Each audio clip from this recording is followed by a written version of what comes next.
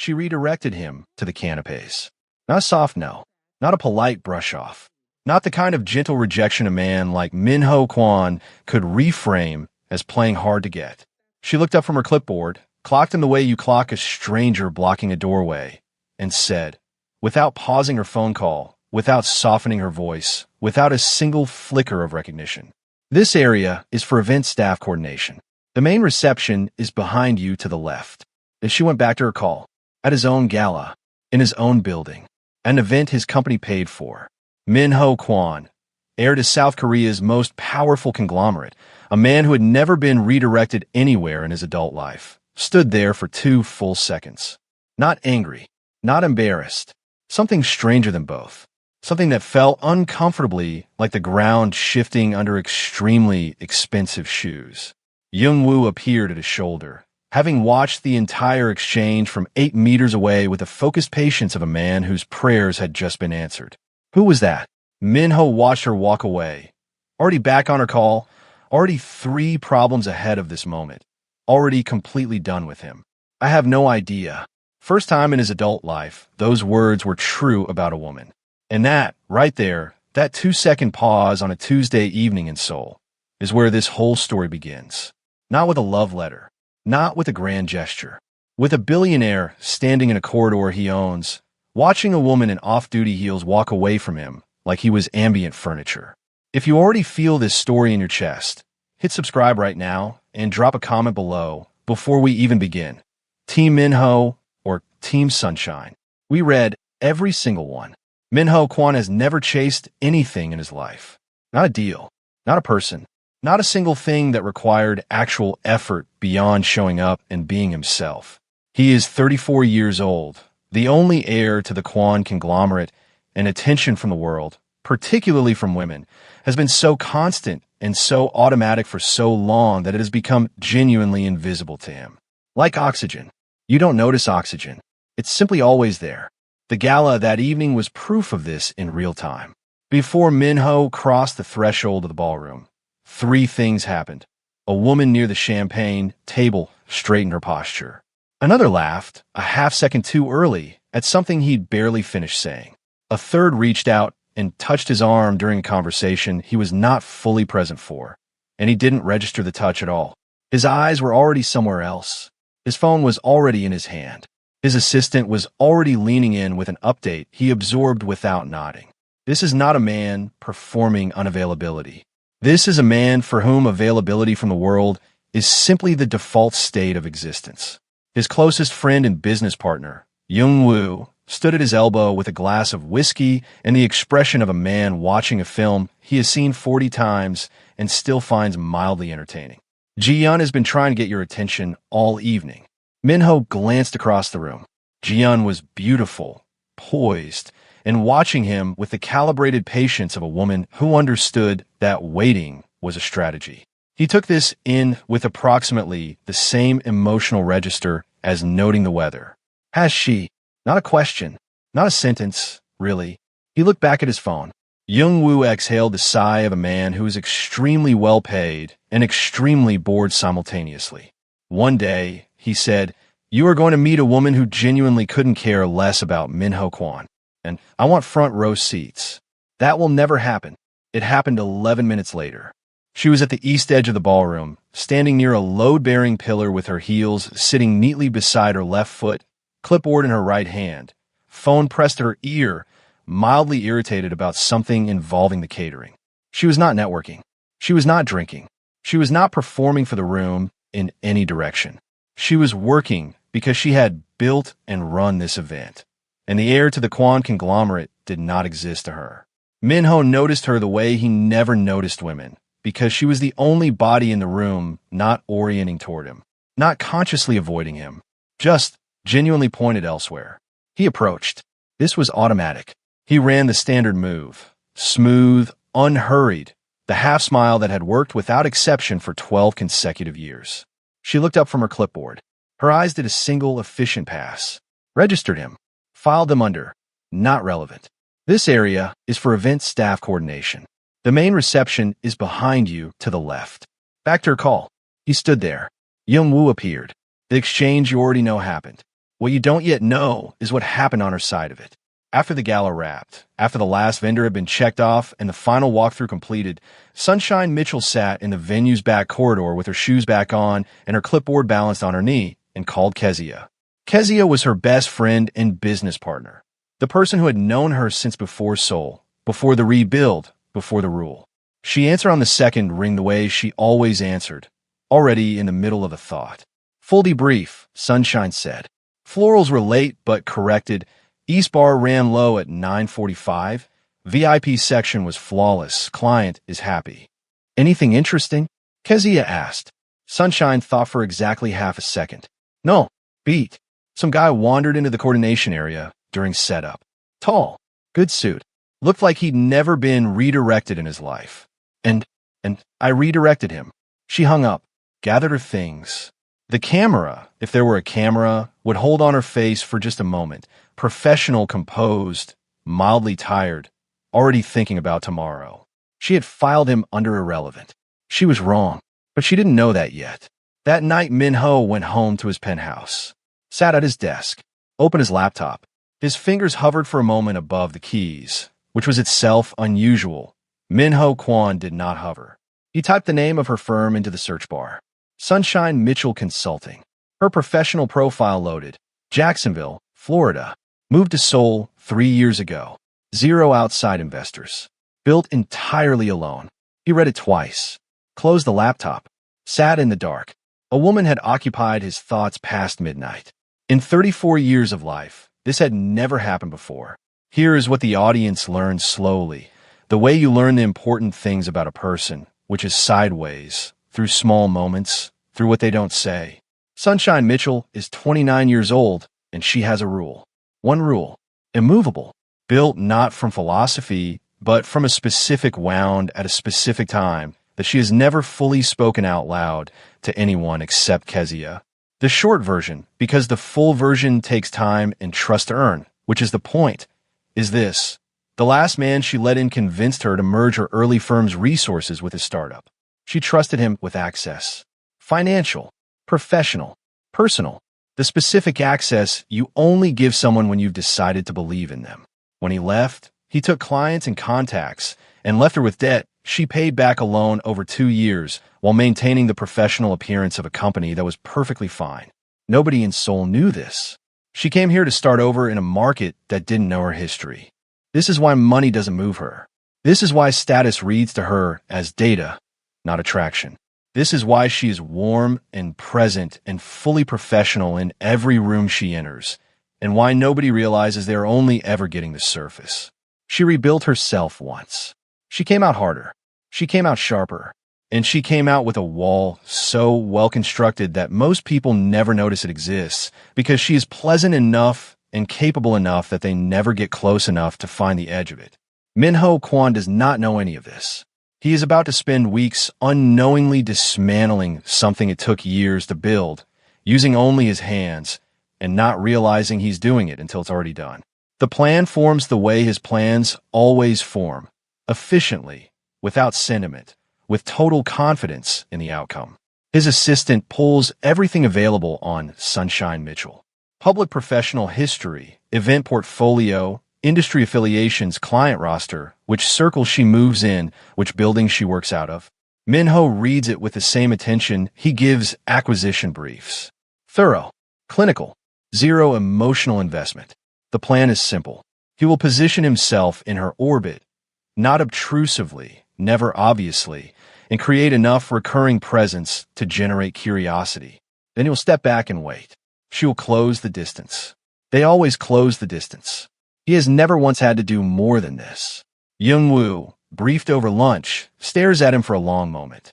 You are running a woman like a market entry strategy. I am applying an appropriate level of attention to an unusual situation. Min-ho, she sent you to the canapes. I am aware. Like a guest who couldn't read the room. Young-woo, at the event your company paid for. A silence. Pass the water. Young-woo passes the water. He is smiling in the way of a man who knows something the other person doesn't yet. He will be smiling, on and off for the next 11 weeks. Min-ho finds this unreasonable. The plan proceeds. Minho engineers reasons to be at events she coordinates. He positions himself in the natural flow of spaces she's working.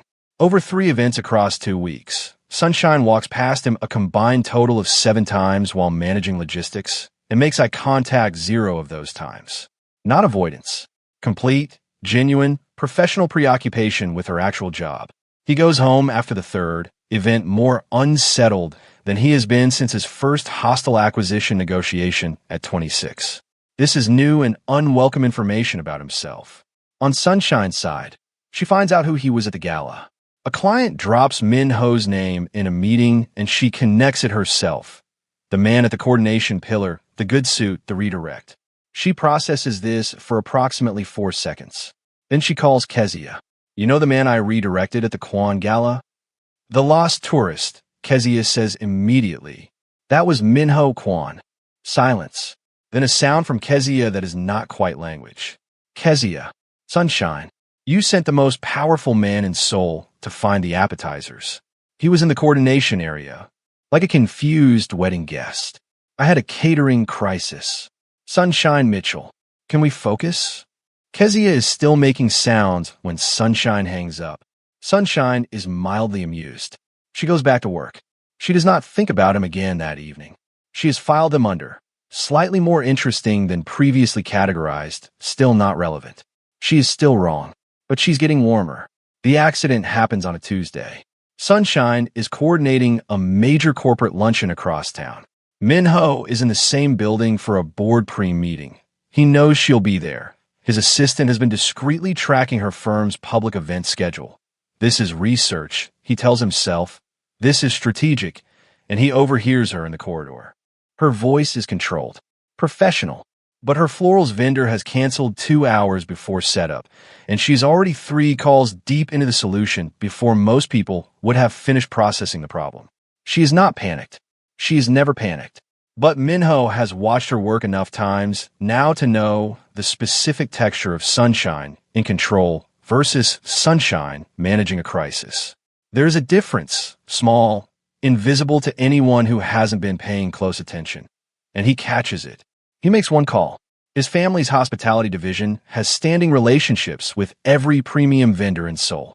The florals arrive 40 minutes later, better than what she originally ordered. He tells his assistant to keep his name entirely off the delivery documentation. He goes into his meeting, tells himself it was efficient. He was there. It was a small application of available resources to a visible problem. It is not a romantic gesture. It means nothing. He almost believes this. Sunshine finds out the same afternoon. She is meticulous about vendor paper trails. The upgraded delivery doesn't match any call she made. She pulls the thread quietly, professionally, without announcing that she's pulling it. It takes her 40 minutes. She goes still at her desk when she confirms it. Not charmed, not warm, assessing. Because Sunshine Mitchell does not respond to things before she understands them, and she does not understand this. She can find no angle, no obvious play. He fixed a significant problem with no audience, no credit trail, and no follow-up contact. That is not the behavior of a man running a play. That is the behavior of someone who simply noticed and then acted without making it about themselves. She has never encountered this before, in professional life or otherwise. She sits with it for a full hour, files it under, inconclusive, tells herself to watch, goes back to work. The file stays open. She cannot close it. She finds him at the next event, a charity auction in Gangnam. And for the first time, she looks at him directly with something other than professional neutrality. Not gratitude, not warmth, something more careful than both. The look of a woman updating a file that she is not sure she wants updated. You didn't have to do that. He doesn't miss a beat. I have no idea what you're referring to. She almost smiles. The almost is enormous. She walks away. Minho stands there. Something shifted in that 10-second exchange, and he cannot name what it is. He catalogs it, decides it means the plan is working. She is warming up. Later, Young-woo calls. How was the auction? Fine. Did you see her? Yes. And a pause that goes 1 beat too long. She almost smiled. Young-woo is quiet for a full second. Then, Minho, I say this as your closest friend. Be careful. I'm in complete control of this situation. You just described an almost smile like it was a financial milestone. Good night, Youngwoo. He hangs up, stares at the ceiling.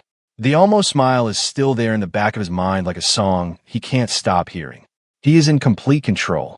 He is absolutely certain of this. He doubles down. He starts learning Sunshine the way he learns markets, with obsessive precision, with the appetite of someone who does not accept incomplete data. He notes everything. She never mentions wanting things.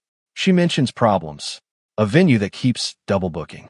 A supplier who renegotiates terms at the worst possible time. A staffing gap she's managing alone, quietly, without complaint, as though needing help would be a personal failure. She refuses to register. She moves around every obstacle by herself, every single time. So he removes obstacles, quietly, without signature. A venue conflict that resolves itself 2 days before it would have become a crisis. A supplier who suddenly becomes cooperative after weeks of difficulty. A permit that clears faster than the standard processing window. Small things, invisible things, things that cost him one phone call and cost her entire afternoons. Each time she figures out it was him. Each time the look changes. Not swept away, never swept away, but the recalibration goes deeper. The assessment updates. The file on him gets thicker with evidence she didn't ask for and doesn't know what to do with. To Minho, this reads as the plan working precisely as designed. She is warming up. The chase is imminent. He is patient. He is spectacularly, catastrophically, irreversibly wrong. What is happening on Sunshine's side, and this is the part that makes the audience lean forward in their seats, is a private war she is fighting entirely in silence, entirely alone, because she will not give it the dignity of being spoken out loud. Not yet. She starts noticing him the way she notices everything, precisely, reluctantly, against her own preferences. She notices he doesn't perform in runes the way wealthy men perform. His arrogance is quiet, the settled kind, the kind that doesn't need an audience to exist. She notices that when she speaks in professional settings, he actually listens, not waiting for his turn, tracking the actual content. She notices that every problem he solved for her is solved correctly.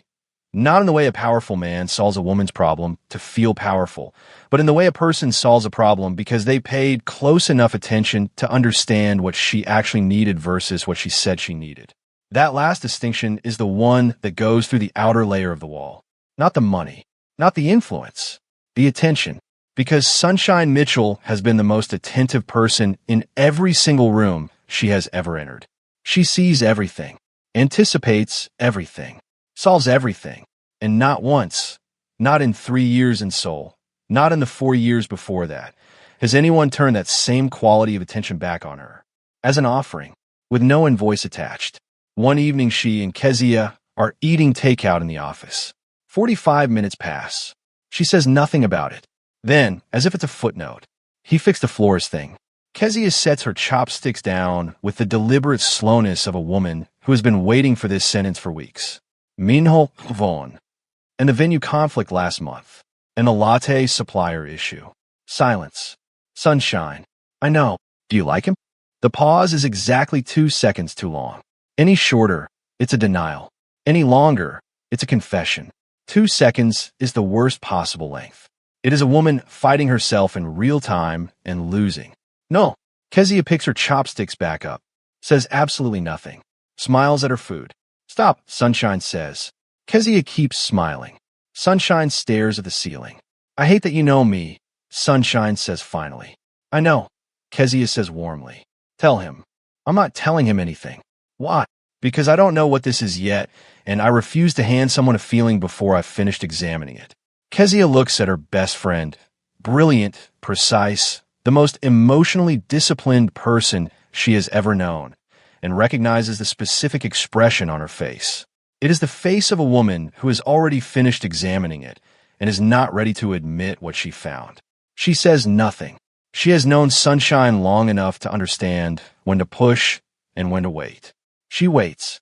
The wall has a hairline fracture in it now, invisible to everyone in the world except Kezia. And possibly, just possibly, the one man who's been pressing against it with nothing but patience and correct attention, not even knowing there was a wall there to press against. This is the moment in every great love story when everything is about to get harder before it gets real. If you're watching this and you are not yet subscribed to this channel, do it right now. You do not want to miss what comes next. Subscribe, like this video, and drop a comment. Has someone ever paid attention to you the way Min-ho is paying attention to Sunshine? Tell us. We are reading every single word. The Wednesday night arrives without announcement. Sunshine is alone in her office at 10 p.m., 3 weeks out from the biggest event of her career, working through a logistics problem that has no clean solution. For hours with it, she is not panicking. She is never panicking, but she is tired in a way she doesn't usually register as information about herself. She simply works through tired. She has always worked through tired. There is no other option when you're the only person responsible for everything. Her phone buzzes. Min-ho, still in the office? She stares at the message. Types back. How did you know? Your office light is the only one still on in the building. I have a meeting 2 floors up. She looks at the message, looks at the ceiling, considers the several perfectly reasonable things she could say. Types, yes. Have you eaten? She has not eaten. She had not planned to eat until the problem was solved. This is how she has always worked. This is a fact about her that she has never stated to anyone because no one has ever asked. She eats when the work is done. Sometimes the work takes a very long time. Nobody has ever noticed this about her before tonight. 20 minutes later, he appears at her office door. He does not knock the door open. He does not come in uninvited. He sets a bag of food down on the floor at the threshold from the restaurant 3 blocks away that she mentioned exactly once 6 weeks ago in passing at the end of a conversation about a completely unrelated client matter. He remembered, not in a showy way, not the way a man remembers things he has written down to use later, the way a person remembers something because they were actually present when you said it. The permit issue on the Mapo venue, he says, still standing at the threshold. I'll have it clear by Friday. He turns to leave. Min-ho. He stops, doesn't turn around. You keep leaving before I can thank you. A beat, long enough for the audience to hold its breath. I'm not doing it for the thanks. He walks away. Sunshine stands in her doorway for a long moment. Then she goes back to her desk, sits down, opens the food, eats, and for the first time in as long as she can locate the memory, she feels the specific and unfamiliar weight of being seen by someone who asked nothing in return for seeing her. Not gratitude, not access, not the right to say later, remember when I did that for you. Just food at a door, and a permit cleared by Friday. And a man who remembered a restaurant she mentioned once because he was paying attention. She does not call Kezia that night. Some things need to be sat with alone before they can survive being spoken.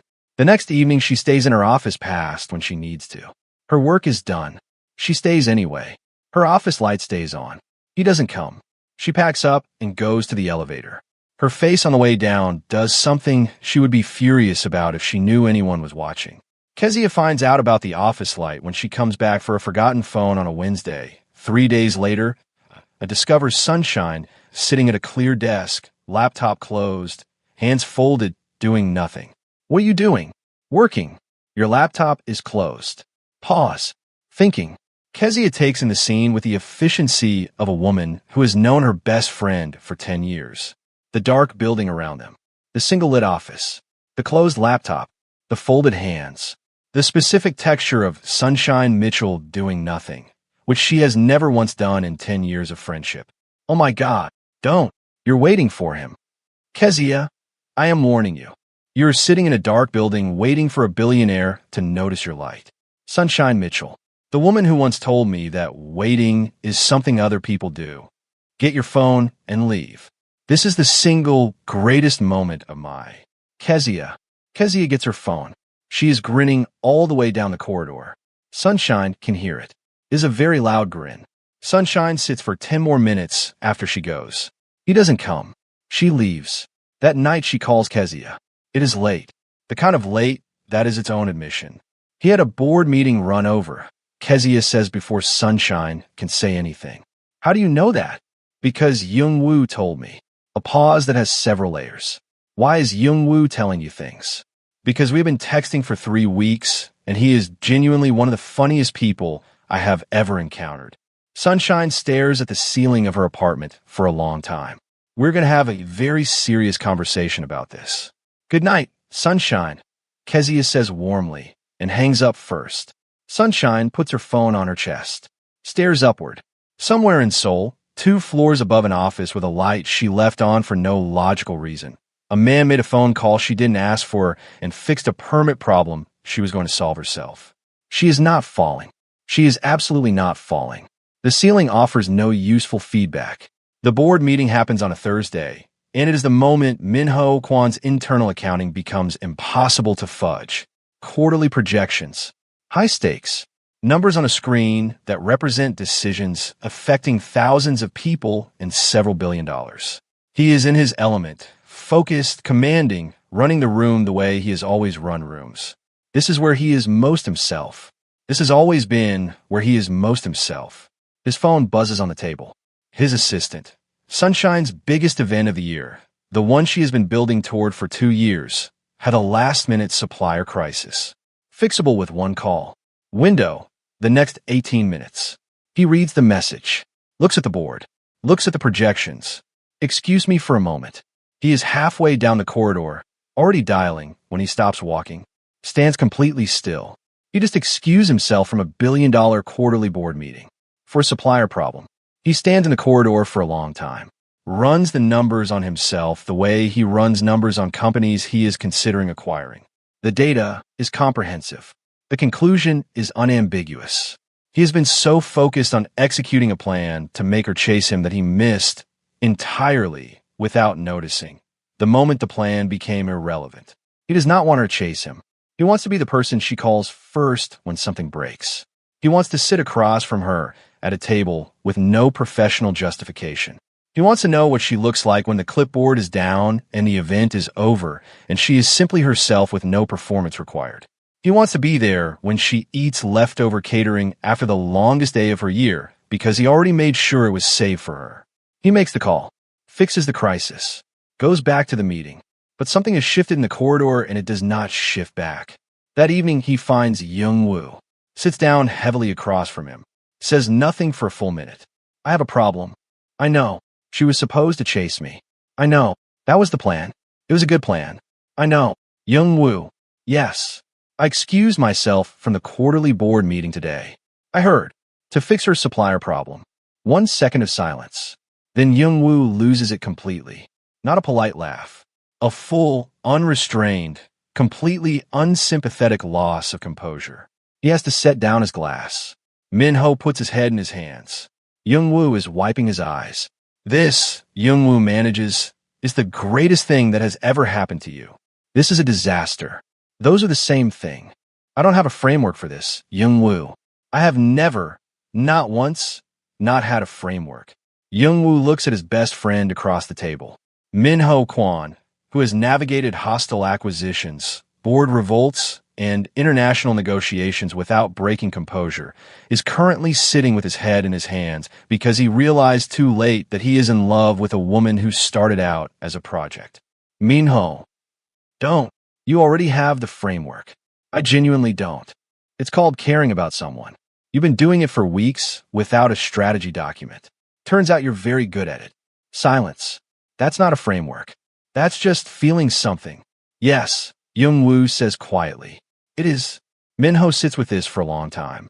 It is the quietest he has been in years. The specific quiet of a man who has just found a room in himself he didn't know existed and is standing at the door trying to decide whether he's ready to go in. He goes home, cancels 3 social engagements, sits in his penthouse, opens his phone, types a message to Sunshine, deletes it, types another, deletes it, types, the event next Thursday. Do you need anything? Simple. No performance. He sends it before he can engineer something better. 3 minutes pass. Then her reply arrives. I'll let you know. 3 words. She has never voluntarily opened a door before. Not once in all of this. He reads it 4 times. The night before the first real dinner. The first one that is not a professional coincidence or a coordinated orbit. Sunshine is at Kezia's apartment. The food is getting cold because she keeps not eating it. Kezia watches her not eat for 11 minutes and then says nothing.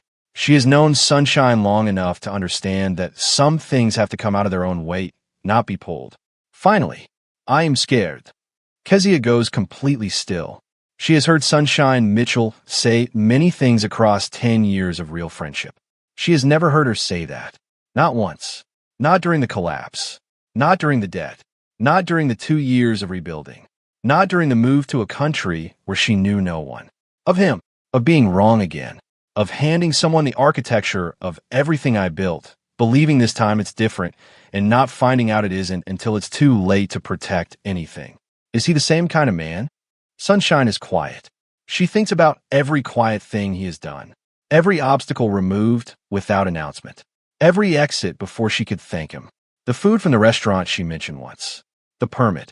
The fact that he's been fixing her problems for weeks and has never once mentioned any of it first. She has always had to find herself. No, she says. The word comes out with the particular weight of a conclusion she has been resisting for a long time. That's the problem. Then go. Kezia. Sunshine. You have survived things that would have finished most people. You rebuilt yourself with your own hands in a country that didn't know your name. You're not afraid of hard things. You are afraid of this one specific thing because it is the only kind of hard that you cannot outwork. Silence. You cannot outwork feeling something for someone. I know that. So go. Sunshine goes. Not because the fear is gone. Not because the wall is down. Because she has never let fear make her decisions, and she refuses to give it that authority now, of all times, over this. The dinner is not a date. She does not call it a date. She mentions this to Kezia 3 times before leaving. Kezia says all 3 times in a tone that means the exact opposite. The dinner is 2 hours. The restaurant empties around them.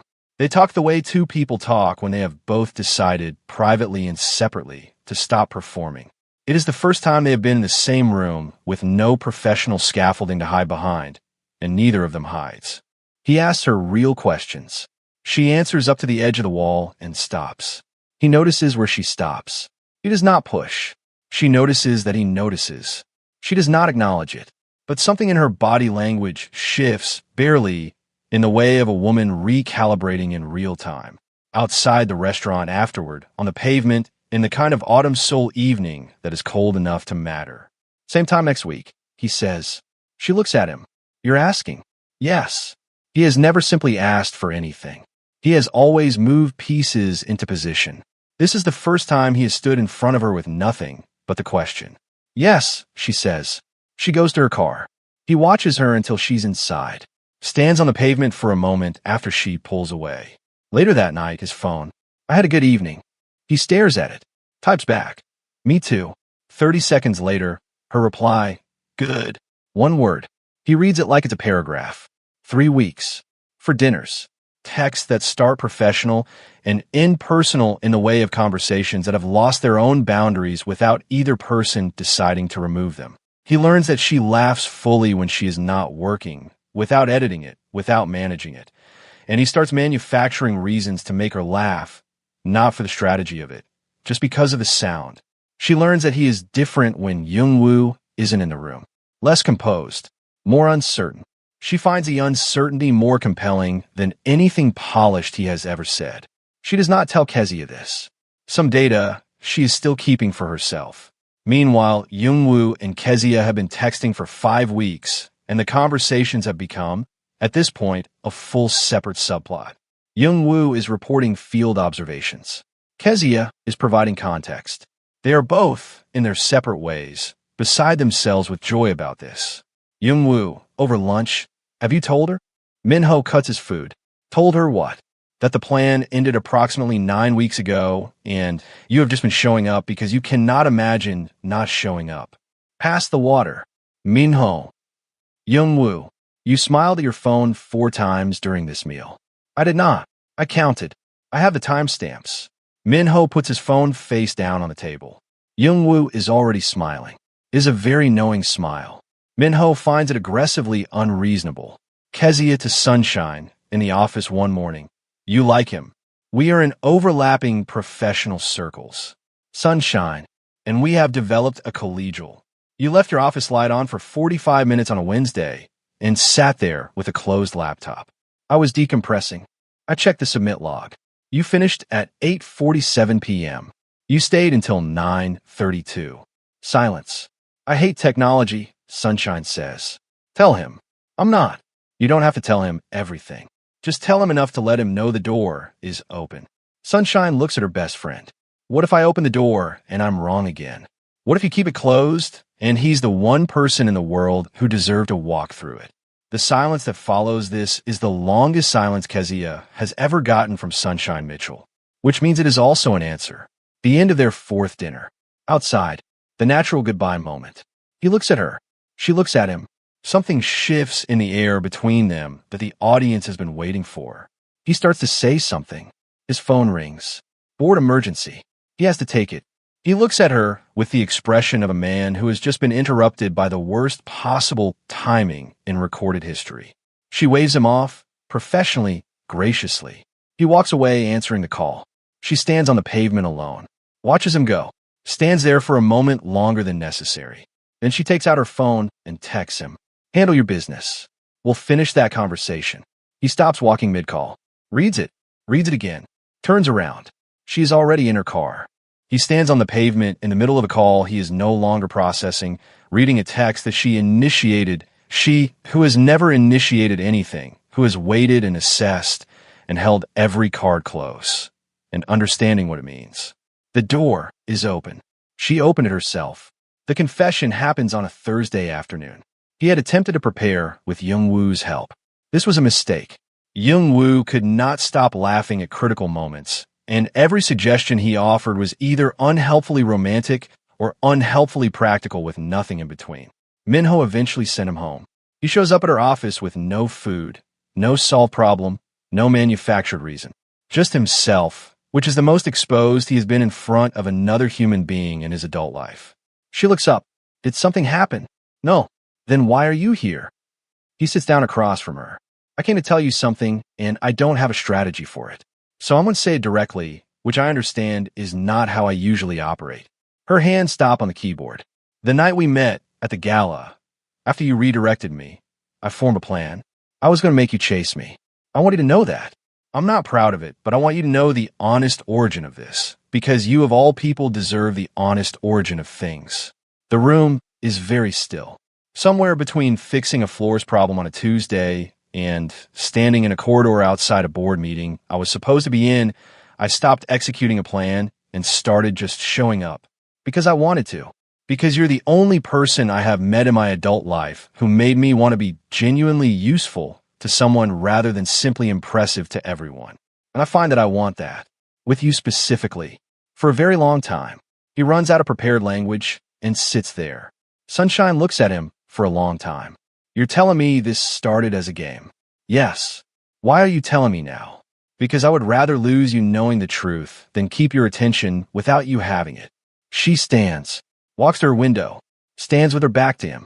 The last person I trusted with real access to my world took everything I gave them and left me rebuilding alone for 2 years. I came to Seoul to start over in a place that didn't know that story. I built rules. They have kept me safe and functional and whole. She turns around. You have broken every single one of them. And I need you to understand, really understand, what it cost me to say that out loud to you. He stands, does not cross the room, stays exactly where he is. I understand. Do you? Sunshine. I'm not asking you to trust me because of a florist or a permit or food from a restaurant you mentioned once. I'm asking you to trust me because I have shown you, quietly, without audience, without credit, without converting any of it into leverage, who I am when nothing requires anything of me. And I will keep showing you, for as long as it takes, with no deadline and no conditions. The longest silence of the entire series. I need time. Take it. He leaves. Doesn't push. Doesn't manufacture a follow-up. Doesn't appear in her building or fix a problem or send anything at all. He simply waits. This is the hardest thing he has ever done, and he has restructured a multi-billion-dollar conglomerate at 29. 3 days of silence. Young-woo brings coffee daily and asks nothing. Kezia sits near Sunshine in the office and says very little. The two of them are both, separately, quietly going out of their minds, but they understand that this is not their moment. On the third evening, Sunshine finishes a late client crisis alone. Efficiently. Cleanly. She sits back afterward in the particular quiet of work that is done and nobody here to share it with. She picks up her phone, opens his contact, looks at it for a long time, types, "Are you awake?" Sends it. He responds in 40 seconds. Yes. She calls him. They talk for 2 hours. Not about problems. Not about work.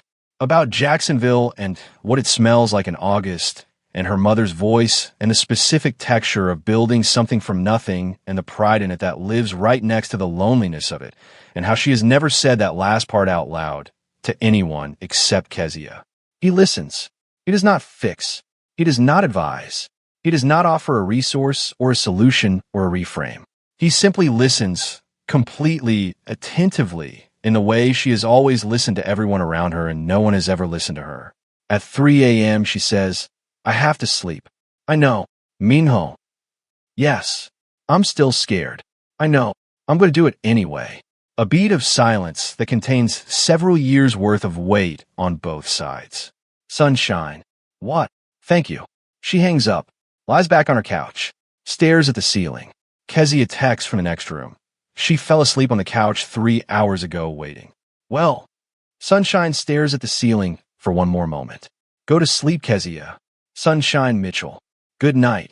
She puts the phone on her chest, stares upward. The wall is not gone. It will probably never be fully gone. That is not the point.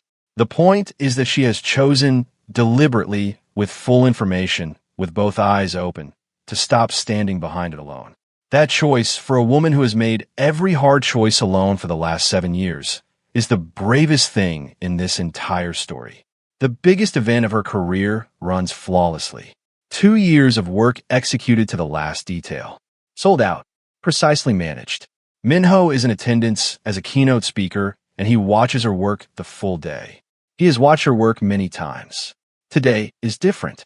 Today, he watches the way you watch something you cannot believe you get to be near. After the room empties, the staff breaks down, the voices fade, he finds her in the kitchen. Heels off, jacket on the counter, eating leftover catering from the tray because she forgot to eat all day. She looks up when he comes in, not surprised.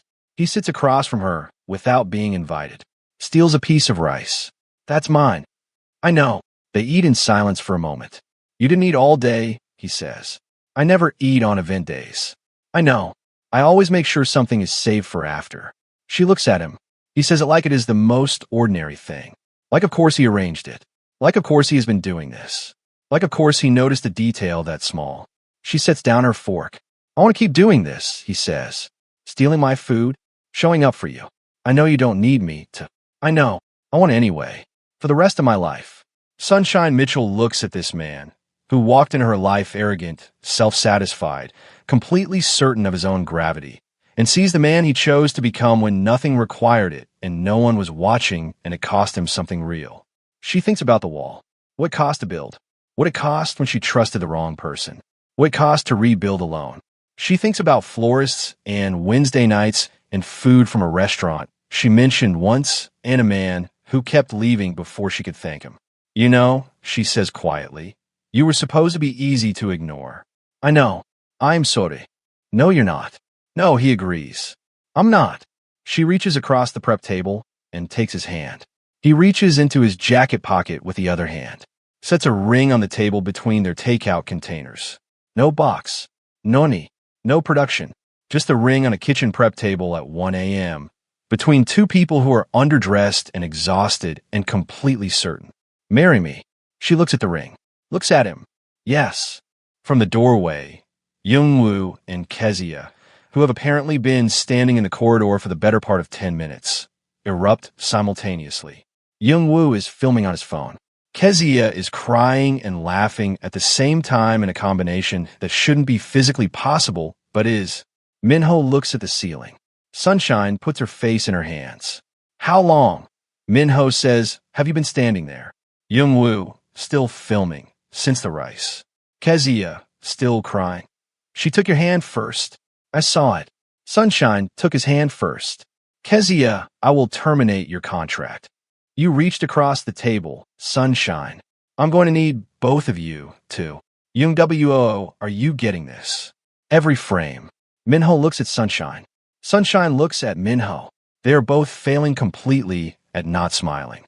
He picks up the ring from the table and slides it onto her finger while the noise continues unabated around them. It fits perfectly. Of course it does. You paid attention. Minho Kwon spent his entire life being chosen without trying.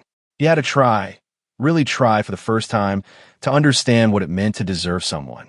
Sunshine Mitchell spent her entire adult life as the most capable person in every room she entered, carrying everything alone, letting no one close enough to help.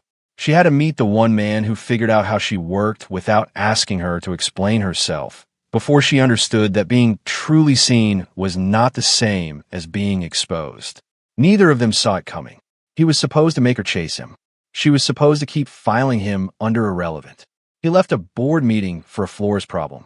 She left her office light on and sat there with a closed laptop. That is how the most stubborn love stories actually begin. Not with grand gestures. Not with perfect timing. With two people accidentally, catastrophically, irreversibly paying attention to each other until there was nothing left to do but stay. If this story hit different, if you watched this and felt every single moment of it, then this channel was built for you. Subscribe right now so you never miss a story from this world. Like this video to help it reach everyone who needs to see it. And drop a comment below.